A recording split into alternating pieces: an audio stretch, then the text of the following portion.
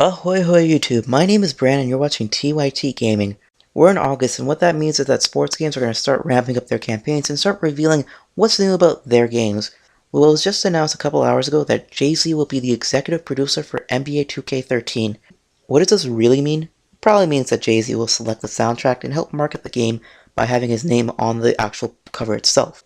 Let's rewind 1 second and talk about why this announcement is important. NBA 2K as a franchise has had amazing soundtracks. What I particularly like is that they mix little-known artists with major ones. Games like Madden, for example, they have a larger budget, so they can get practically any artist they want. Artists are basically begging and banging on their doors to get in that game. 2K, on the other hand, seems to put a premium on big-name artists, as well as little independent, smaller-known talent. Anyone who's heard NBA 2K11 soundtrack, for example, that was gold. NBA 2K12, that wasn't bad either. I love Project Lionheart's song, and if you go back further, Dan the Automator, he was great. Lupe Fiasco, before he was popular, he was in the game. Kid Cudi in 2K11. The list is endless for smaller, lesser-known talent to actually have a voice in NBA 2K.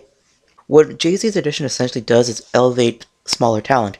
I hope he doesn't go after just big-name talent or people under his label, because he has an actual chance to introduce people to smaller, lesser-known artists, and that's been something I've really enjoyed about NBA 2K.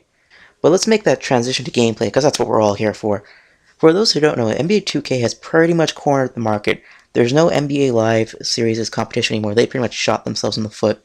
NBA 2K, on the other hand, they can pretty much take it easy and reap sales because they're the only basketball game on the market. Yet they continually trying to improve their games, and it's not like roster updates, they're actually trying to fundamentally change the gameplay. NBA 2K11, for example, a lot of people were saying it wasn't just Sports Game of the Year, it was Game of the Year. I don't really buy that argument too much because I think there was some really strong competition back then.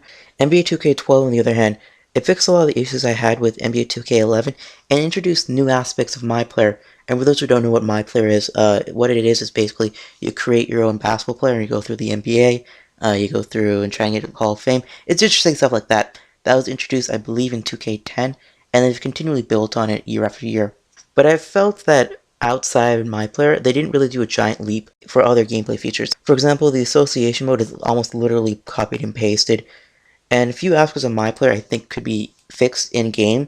For example, I think the AI cheats way too much at the end, and starts hitting impossible shots.